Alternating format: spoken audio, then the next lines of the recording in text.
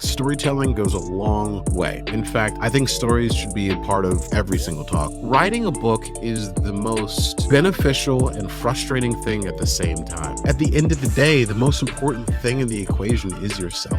The hardest part about being an entrepreneur, being okay with not knowing things. My personal definition of success is feeling valuable to someone or something. What does it take to transform from an IT specialist to a global thought leader? From mastering tech to gracing 100+ stages and captivating audiences, Jason Browne's journey shows the power of versatility. With 15 years in IT, 7 years as a radio host, and partnerships with Facebook and Microsoft, he's redefined modern leadership. His TEDx talks sparked crucial conversations, while his work with Rotary International impacted over 100,000 lives. Now, authoring a book on privilege and serving on non-profit boards, he uses creative dialogue to address complex social issues. His blend of tech savvy and communication skills brings fresh insights to every project. Get ready for game-changing ideas from a polymath who's nurturing the next generation of global business leaders. Welcome to the show, Jason Browne. Oh, wow. That intro is way better than any intro that I've ever written. Thank you for that beautiful introduction. It's a pleasure to be here. Awesome. Tell us about your story and what event had the biggest impact on your life. The one event that had the biggest impact on my life. So I'm from the United States and I grew up in Philadelphia, which is in Pennsylvania. The Rocky movies from there, that's one of the famous iconic movies that is from that city. And so growing up in Philadelphia, it was a place where I got to be creative.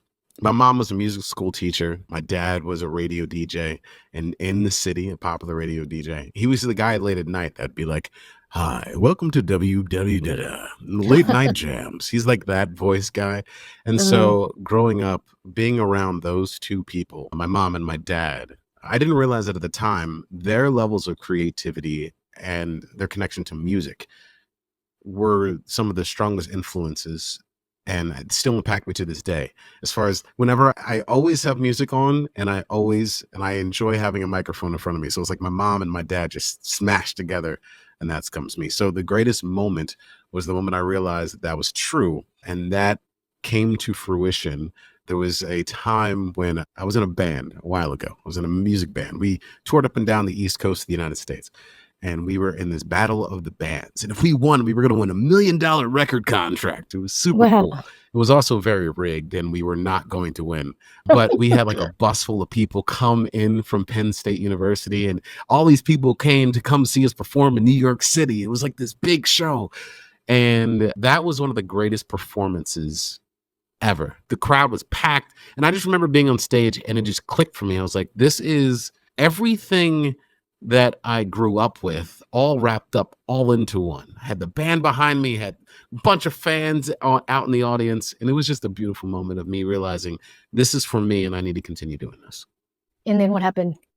Oh, we lost. Yeah, we lost. We definitely did not get the record contract. There were a lot of cheering. In fact, one of the crazy parts about this moment is that other bands, during a battle of the bands, after they performed, they said we were the best ones before the judges even voted, which is unheard of because you're in a competition.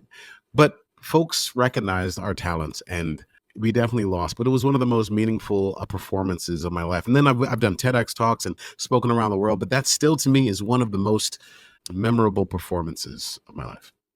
Wow. And so that had such a huge impact on you. How come you didn't continue to pursue it? So how did your journey from that to where you are now? Well, working with bands, that's very difficult. As an entrepreneur, it's very difficult to manage all the things that you need to. You need to worry about your finances. You need to worry about, make sure that you're insured. What about your email? Are you sending things out correctly? Did you respond to somebody? Are you following up? What about like all of those things as an entrepreneur you have to worry about?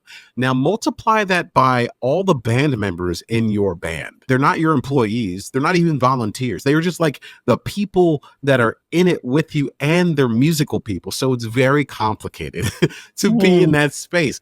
I love it. I love it. I love it. However, it does come with a lot of complexity. Any musician or that's played with musicians for a long time know that the personalities of bands is a very unique space to be in. So that's the reason why I don't do it much anymore. But I was able to transition that. My passion for being on stage, my passion to connect with an audience really translated into everything else that followed after that fact.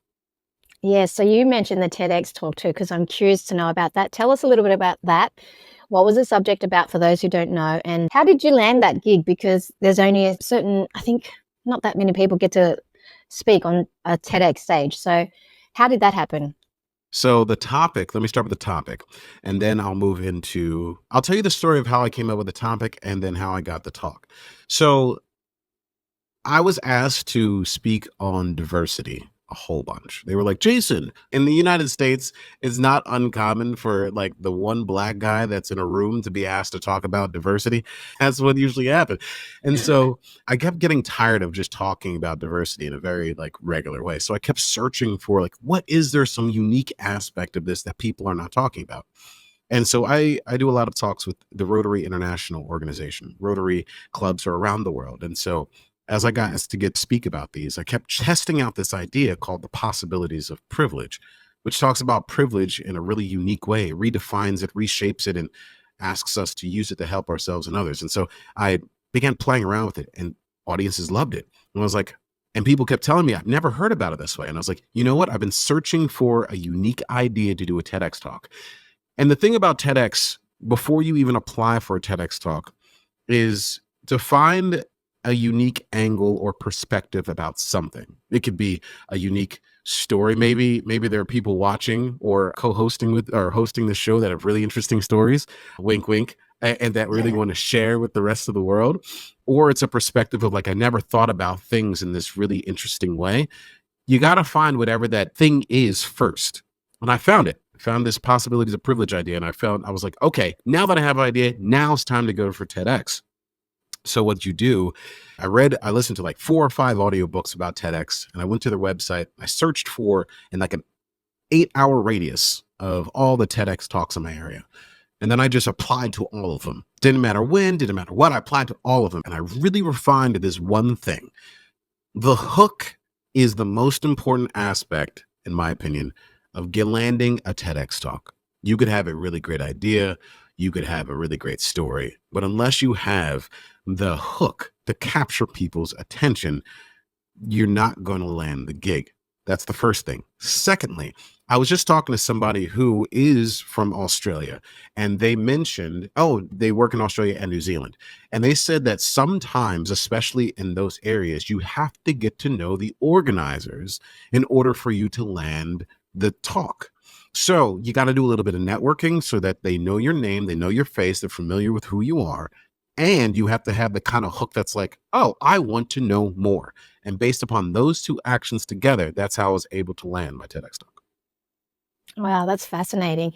And now you're able to captivate an audience. So, what's your strategy for how to captivate? Because the hook is one thing. I think storytelling is one of the most powerful things that you can have, especially if you've got Yes. the ability to tell a great story and communicate it, but also express it in a way that makes people feel emotions. So, what's your strategy for Yeah. captivating an audience, especially since you've captivated an audience over 10,000? So you are 100% correct. Storytelling goes a long way. In fact, I think stories should be a part of every single talk. I don't care if it's a technical talk or I don't care if we're in a business meeting. There should be some sort of story or narrative that's helping people understand the information that is there. People love stories. They don't love numbers all the time. They love No, stories. So they're more storytelling memorable. is super. Exactly, exactly. So storytelling is a really critical component. So you have to get comfortable. I had to get comfortable with telling stories of not just hopping into, Jason, how was your day today? It's fine. No, well, it started off with this, and let me go and tell you how about this one little aspect of it. Storytelling has a lot of different pieces to it, and I would really encourage folks to not just think of, oh, I've read a book, so I can tell a story, or I've told a story at a bar once, so I'm good at it. I would suggest for you to really pick up a book on storytelling and dig into some of the pieces. I'll give you some of the key points. One, find a level of specificity that like be specific about things. So if I say, like, I'll give you an example. I went to a music and food festival. And if I just said, Jason, what was that festival about? And I said, well, there was music, there was wings, and people were walking around, and it was a really nice day.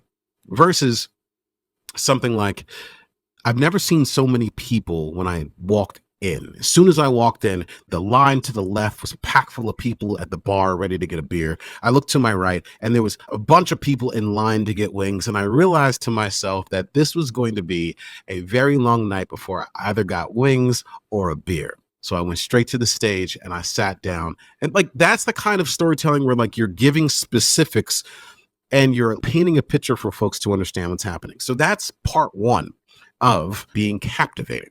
The second part about being captivating, I think, is about being present. Not opening up a present, not like giving a gift as a present, but like being present as in you aren't just saying words, you are listening to the audience. So this gets a little bit into this area of being okay with change and spontaneity and a little bit of improv, if you will. But the thing is, like, if you're not paying attention to the person that is listening to you, you're not going to be able to adjust in these really small ways to allow them to deeper understand. Linda, if you and I were just sitting like in person, unfortunately, there's this camera between us and there's a computer and all this electronics, but like, let's just say we're sitting in person.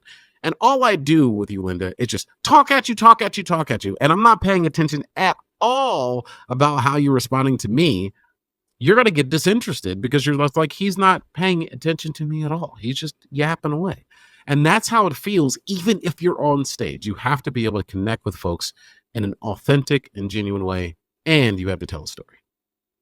Wow. You know, it makes me think about, I went to a conference before last year, and the speakers that really stood out had an amazing story, and they were raw and they were genuine and authentic. But there was one person, I don't remember who it was, but I just remember his presentation was just boring and it was just full numbers. And I think he was just like an IT guy on stage, just relying on the presentation. And I don't know if that's because it was fear, not having enough practice, because I think to overcome that fear of being on stage, you need to have more practice. I'm going to ask you about that too. But he was just relying on the presentations, and it was just death by bullet point, like just data and all that. And I'm like, that was as memorable as the worst. And so how can we overcome that if we had to present? I know that people use slides to tell a story and just have a few images, but if you're a business person and you want to get up on stage and talk about something about your company, but not show off, I don't know, not trying to sell, how would you do that in a way that's compelling? And I don't know, do you think having a sales guy that's comfortable is another thing too? But what if you're the founder and you're not comfortable on stage as well? So multiple questions there. So this relates to, I helped host an event where there were a bunch of entrepreneurs that were presenting and pitching to get funding. So let me start there. The people who did the best job did a couple things. One, they knew their material. They didn't have to look at the screen because they knew everything that was on the screen. So I think your point about feeling comfortable and not relying on the slides too much is really important. The slides are there to help the audience have a deeper understanding about what you're saying. They're not meant for you to have your own notes that you're going to be reading off and conveying to them. Two, the thing is that having this balance of specificity, giving people enough data without overwhelming them. People can always come up to you afterwards and ask for deeper levels of data. That's okay. They can follow up with you. In fact, that might be a way to get them to be interested in something, into what you're doing. You have to give enough data for people to, the critical information. What is the return on investment? How many items have you sold? What is the trajectory of your social media following look like? These are questions that most people are going to try to understand. The thing is that you can't tell them all the data. You have to pick and choose of which ones that you're going to give. And thirdly, I'll say that your job with your slides is to simplify it in a way that's digestible. So instead of having graphs with like lines everywhere, and it's like, oh my gosh, what is happening? This line is going this way. And if you can just simply say, what does that mean? What does that mean, John? Well, Tim, what that means is that we're going to see higher sales for the last quarter of the year. Why didn't you just say that at the beginning? That put an arrow up that says higher, and then say sales, and then say 2024. Done. And then you can tell people the story behind that. And now they're locked into what you have to say, as opposed to just yapping away with the numbers and be the most boring speech that Linda has ever heard. You don't want to Yes. do that. Yeah, I like that. You seem to be so natural and confident, and I'm guessing that it's taken a lot of time. But if you were to learn a new presentation and go on stage and speak, what's your advice on how long someone should be practicing? Do you have a secret technique that helps you memorize things, or you seem like you're so professional at it? But if for those who aren't and are new to going up on stage, public speaking, or doing a pitch, trying to get funding, what are your recommendations in terms of how long you should practice for? Are there simple ways to memorize things? So everybody's going to memorize things differently. There are folks who say, think about your speech as a song and then learn your speech as a song and then you sing the song. People say that, you know lyrics to songs, don't you? Then treat your Mm. speech the same way. That's not me because I can't remember lyrics to songs at all. It doesn't matter. I love Michael Jackson music. If you ask me to sing Michael Jackson lyrics, I'm not going to be able to do it. I've probably listened to his songs a billion times, but I don't know lyrics. That's just not how I remember. I learned through repetition and to have it just ambiently on. So what I do is I record my speech and then I play it back all the time. And then I find myself saying it over and over again, and it becomes second nature. And that also allows me to randomly practice. I'm just walking down the street, I'm listening to it, and I'm like, da da da da da da da da da da da da. Oh, that's the part that I don't remember. Okay, what was that again? Rewind it. Okay. Repetition recording is how I can remember things most effectively. That's not for everybody. Some people just don't like the sound of their voice. First of all, get used to that. But repetition is another way of doing it. So I guess you can you can Google or ChatGPT, what are the best 5 ways of remembering, or the top 100. What's going to be specific for you is going to be specific for you, and you just have to get comfortable doing it. But the most important part is that you should know your speech pretty well. I'm going to go as far to say you don't need to memorize it word by word. There's a fine line between, and here's the hard part. Here's like this gray area, this uncanny valley when it comes to speeches. If you learn your speech, so here's the middle of the line. If you learn your speech too much and you're over here, you memorized all the words. If you sit over here and you try to do it, it's going to come out very mechanical. It's going to come out like, so today I'm going to inform you about da da da da da. And you're going to see the people looking up all the time and pausing because they're trying to remember what it is. The problem with being over here, if you don't do it effectively, is that you are going to come across not genuine because you're constantly trying to remember what the thing is. If you're any less than this, for some people, if you fall like, to me, this is where I would like to be. This is where I like to be, which is like, I know just enough where I can talk about it and I bullet points along the way and I feel comfortable talking about the points I need to make, but I don't have it memorized. Even if I give it a talk 20 times, I don't have it memorized. So here is where I like to be. And here's where most people think that they need to be when it comes to memorizing. My hand's going to be off the screen over here, like over here. Over here is where I think that if you're going to memorize, you have to get past this point and hop into the other side, which is, you know it so well. You've given it so many times that you can do it while folding your clothes. You can do it while washing dishes. You can do it while mowing your lawn. You can do it while doing other things because it is so natural to you. If the talk means that much, and I'm not talking like a business meeting, like I'm talking like you're giving a TEDx talk or you're giving a speech that means a lot to you.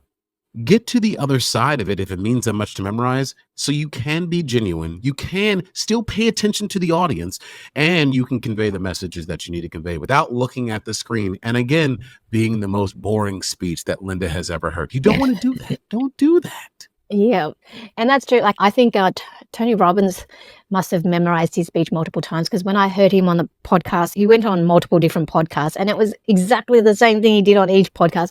But the thing is, he's just talking over people, so you barely could get a word in. The host barely could speak anything. And I think Ryan Pineda mentioned it too. He said, Tony Robbins did not let me speak. I don't know, he's memorized it so well that he speaks over people, but he is such a phenomenal speaker, and he's got a presence about him that's captivating. So to that point, I was just talking about this might be one of your questions. If I'm jumping ahead, I apologize. But like, it's okay. For public speaking, this is the reason why I love comedians.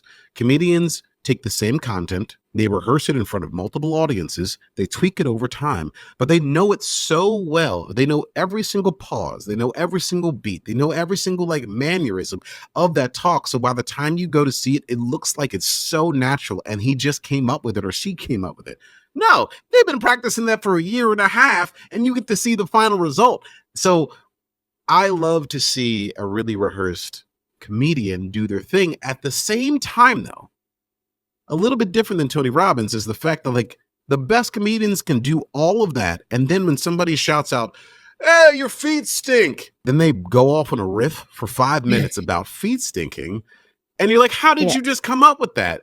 Because not only can they improv on the spot, but they are also paying very close attention to knowing their content so well. It's the balance between being flexible, listening to your audience, and knowing your content really well.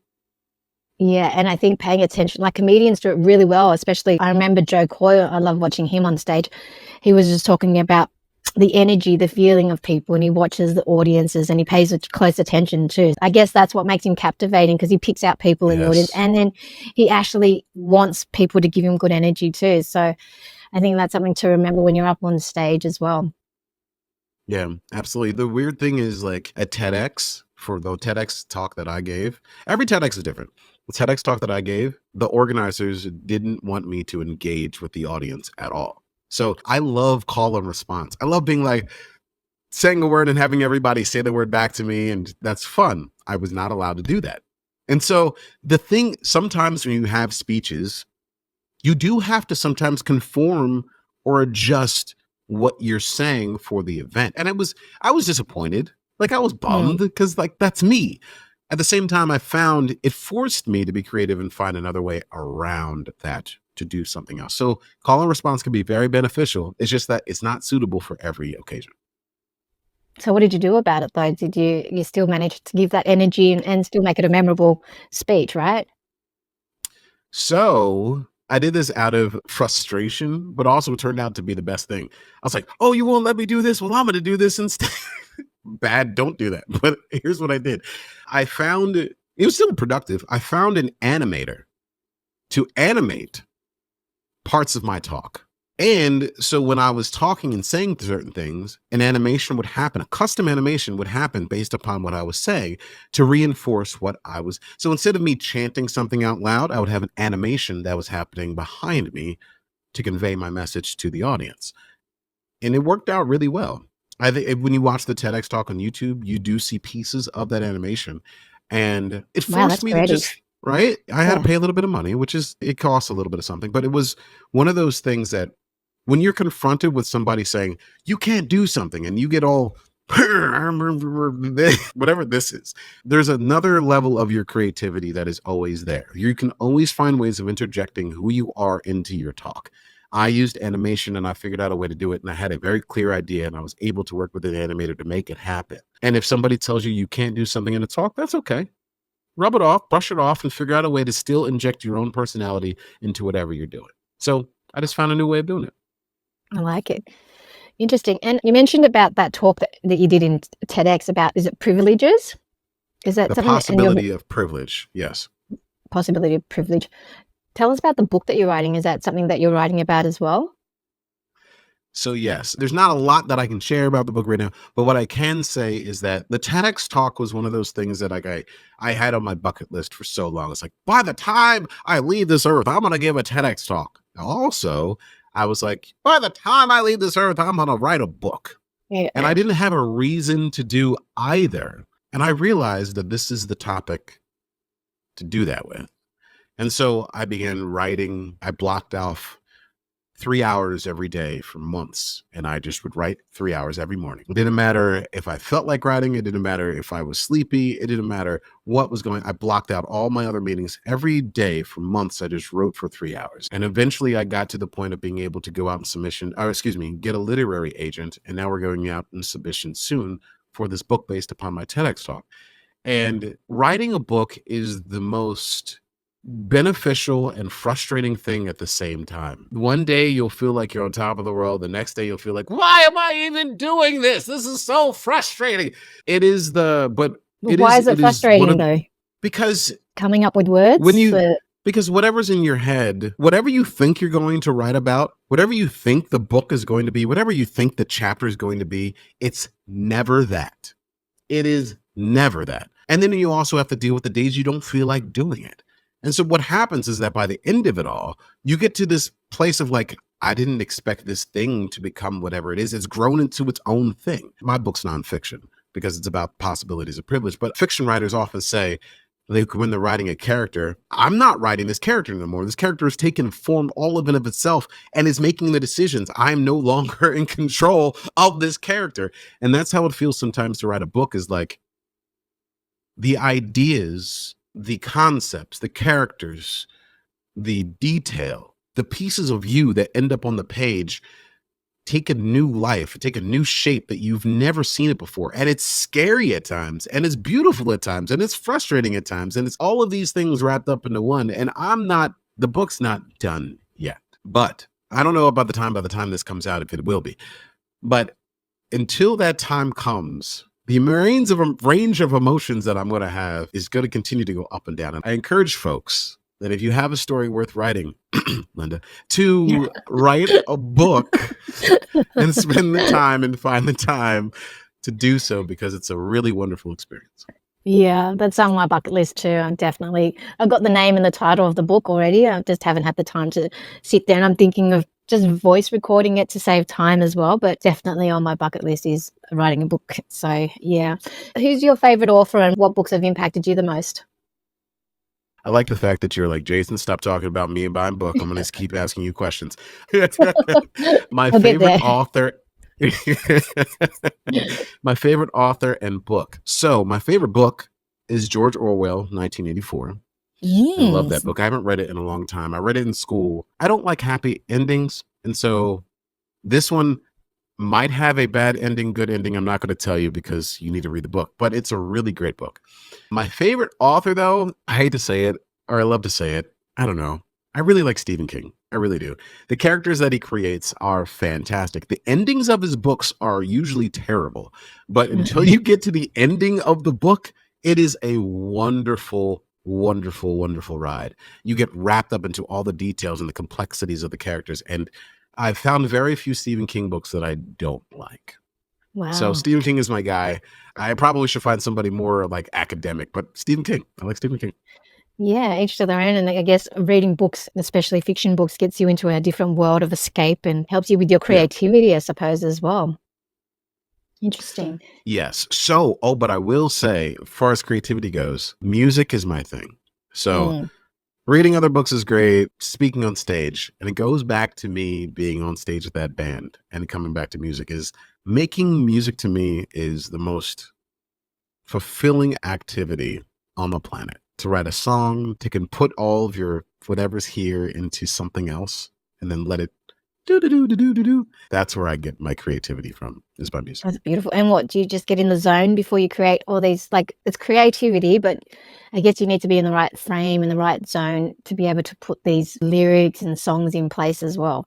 Or do you just happen to, I've got a song, and then you put it straight down, like, So it's kind of like writing a book. It's kind of like writing a speech. It's kind of like performing a speech or giving a speech on stage.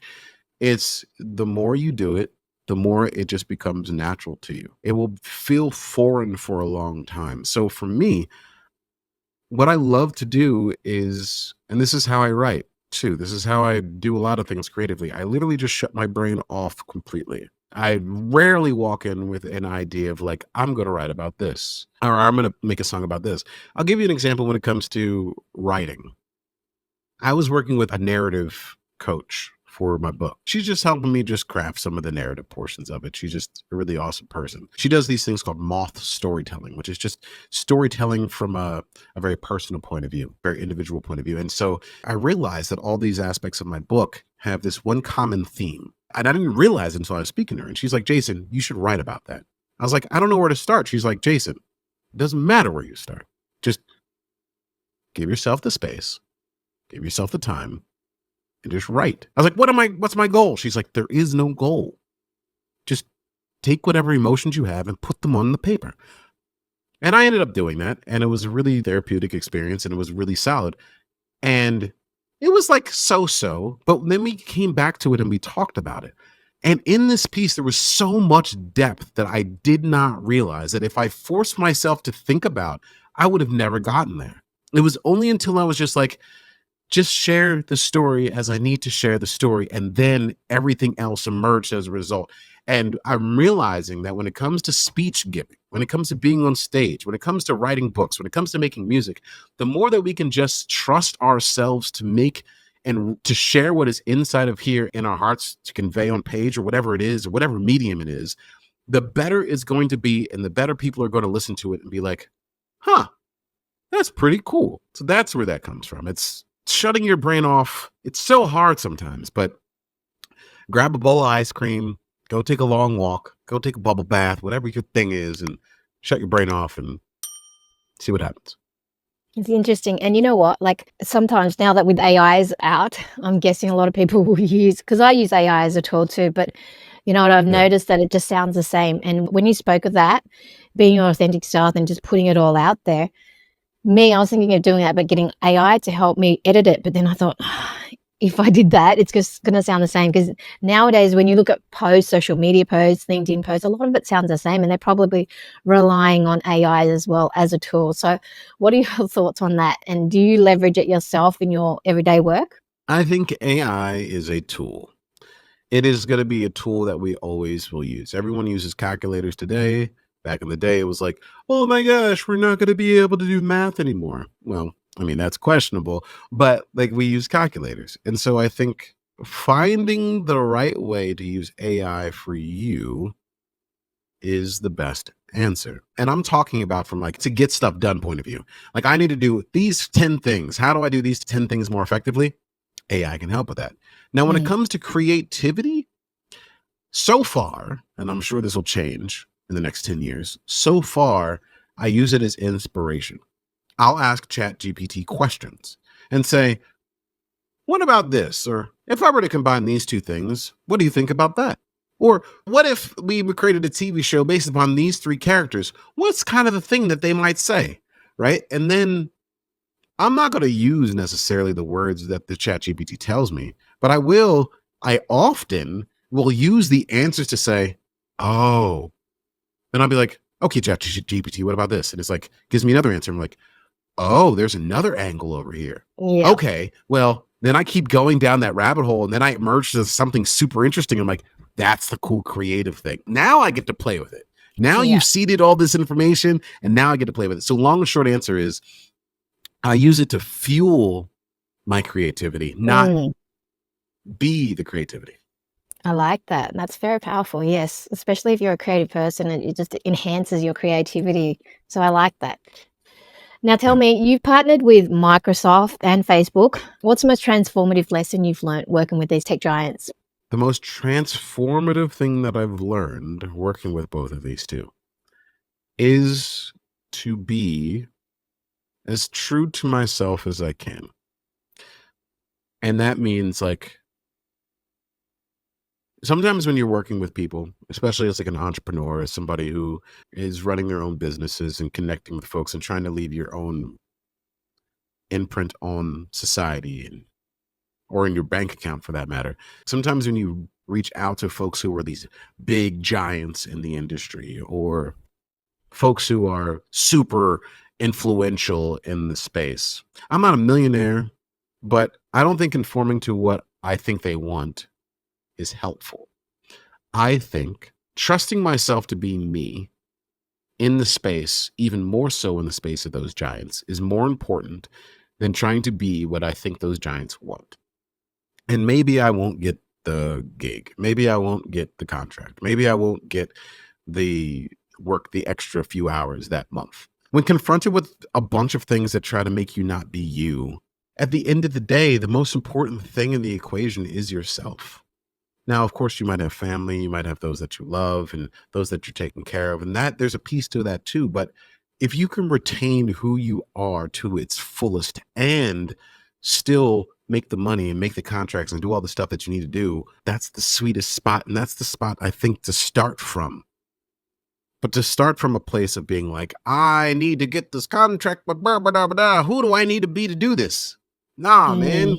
Again, I'm not a millionaire. So you can say, Jason, you don't make enough money to say that. I don't care. I don't need to. I've learned that being myself in any of these situations is more valuable to me in the end than trying to be somebody else. I like that. That's powerful. And speaking of being you and your personal brand, how have you grown your brand and what's worked for you as well? In full disclosure, I've had a few brands over time. I've only recently started to grow my personal brand, like me, Jason Browne, as a brand. And it is really uncomfortable at times because I don't feel like checking my messages. I don't feel like putting my face out there in these regards. Sometimes I don't feel like it. That's the truth. Like when you're trying to build a brand around yourself, you got to have to push through it sometimes. And so, how I've been able to find some balance is that every once in a while, I'll make a really wacky video, or I won't check my messages for a few days, or I give myself the grace to be human. I don't feel like checking my messages for right now. Okay. I'm not going to go do it. Should I? Absolutely. Do I need a break? Uh-huh. Okay. I'm not going to do it. Not going to check Facebook, Instagram, and TikTok for the next like day and a half. Cool. That's what I'm going to do. Give myself a break. That's how I need to process that. At the same time, I will also give myself the freedom to be like, all right, you know what's slightly off brand is kind of this little weird video I want to create. Should I create it? It's a little off brand. But guess what, Jason? You're going to have fun doing it.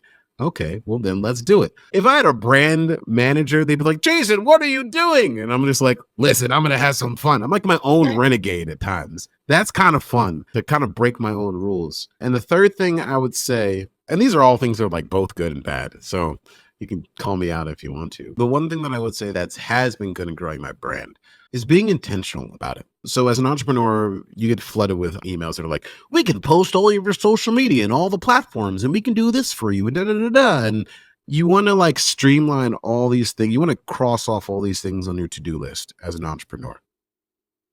And so you buy these services to cross these things off your list. But if you do it too quickly and without enough investigation, what you're doing by crossing off, you're getting companies that are diluting who you are and promoting you in spaces that don't really reflect what you're doing. So take the extra time, even if it might be a few extra hours of sleep that you might lose. Take the extra time to be intentional about the branding that you want to create, the visual that you want to create, the image that you want to create, the marketing, the timing. Pay attention to that yourself and build upon that over time. Don't always rely on someone else to do that, because then you're going to look back at your brand and be like, what happened to my brand? And I've done this a few times with various things that I've done. You're going to look back at your brand and be like, what is this? That's not me. Of course it's not you, because you handed it off to somebody else to do all your branding when you needed to be a little bit more present along the way. I like that advice. Yes, that's so true. I mean, delegation is one thing, but making sure you're overlooking it and making sure that it resonates with your brand is something very important. Now, you mentioned as life as an entrepreneur. Tell us some of the biggest challenges that you've had as an entrepreneur, and what are the ways that you've overcome these challenges? The biggest challenges as an entrepreneur is, of course, failure. I mean, that's inherent. Every entrepreneur knows failure. Everyone talks about it. You got to accept the failure that you had. I think I saw a video that tells the story of every entrepreneur. It's like, when you think about tennis players, I hadn't thought about this. When you think about tennis players, they only win, like even the best ones win like 52, 53% of all their matches. It's not like a landslide. It's just like slightly over 50% that they then become superstars. Maybe I'm slightly off. I don't know. Go fact check me somewhere. But it seems reasonable that, especially in the game of tennis, that with so many games that are played, you only win a slight amount more than you do if you're successful. So there's that. So that's the failure thing. The failure thing is like, yes, that's been difficult for me. I guess the hardest part about being an entrepreneur is being okay with not knowing things. Definitely. I awkwardly just said a second ago, hiring people to do the things that you're not feeling comfortable doing, like branding, dilutes your stuff. But you also don't know everything there is to know about branding, probably, as an entrepreneur. So you do need to connect with other people. And so if you try to do it yourself, you're not going to know it all and you're probably going to miss something. And so, but you're also probably going to do it pretty well. And like, it's this weird balance of like, I need to find help. No, I need to do it myself. No, I need to find help. No, I can do it myself. Like this constant back and forth thing. And I think that's just really difficult. I'm not afraid to ask for help, but sometimes you just don't know where to ask for the right help to get you to what you need to. So you have to live in this place of just like, I don't know what I'm doing. And then being like, that's okay. Then the hardest part is being like, that's okay. Or then you need to find a mentor or whatever the next thing is. So the first thing is like, I don't know what I'm doing. And the second hard part is doing something about it or being okay with it. Because most times it'll all work out. Yeah. Most times it'll all work out if you trust yourself. It's just a matter of being like, accepting, I don't know what I'm doing and I need a little bit of help. I found that so true, especially with entrepreneurship, but having the right people on my team has been a game changer, and just being able to train them to do what I do. And I know those tasks aren't going to serve me well. I just video record it, and I've trained, like I've got a superstar that's just phenomenal. She's been with me for 3 years, and I've got another designer who's phenomenal as well, and she's amazing. But yeah, she didn't know much, and then just training them, but it's just finding the right people in place as well. So yes, entrepreneurship can be a bit of a challenge. So tell me, what is your personal definition of success? My personal definition of success, it's very vague, and I probably should make it more specific, but I don't know, maybe not. My personal definition of success is feeling valuable to someone or something. If I don't feel that way, then I'm not being successful. It's a very internal feeling. It doesn't have anything to do with money. It doesn't have anything to do with prestige. It has everything to do with like when I wake up and I look into the mirror and I look back at myself, is that the person that has left something on friends, family, society, somewhere that's a positive thing? And have you done something recently to add to that? And if I can't say yes, then I'm not being successful. Wow, that's very powerful. It's like kind of like a service in a way. Yeah, I love that. The impact that you want to leave to the world, it's positive, and that's incredibly powerful. Yeah. It's a different perspective too. Well, thank you. It's also really challenging because sometimes I should feel like I am successful in things that I'm not. And I recognize that. It can be a dangerous circle that I fall into because it's sometimes hard to recognize like, okay, there is value here. I have created something that is meaningful, but it still takes that extra step for me to realize it and own it and feel comfortable with it. So I appreciate the compliment. It's just, there's a double-edged sword there. There's a double-edged sword there. And it's good that you got that self-awareness about that. Very valuable. Guys, if you found this valuable yourself, please do me a favor, hit the follow button if you're listening on the podcast. And if you're on YouTube, please hit that like and subscribe. It does help the channel grow. Finally, Jason, where can people find you if they want to connect with you? You can find me right outside of your window. No, I'm kidding. That's not true. That's not true. You can find me online at thejasonbrowne.com. Jason Browne with an E, the Jason Browne, at everywhere. You can find me there. But most importantly, if there's one thing that you can do after this conversation, it's not to buy anything. It's just to go to YouTube and look up Jason Browne TEDx. And the possibilities of privilege, listen to it, leave a comment, share with a friend. That's the only thing I'm asking you to do. I would love to know what you think so that I might be able to feel a little bit more successful and valuable as a result. I like it. I'll definitely be also checking it out after the show. Thank you so much for your time, Jason. It's been a pleasure. Thank you, Linda. I appreciate you.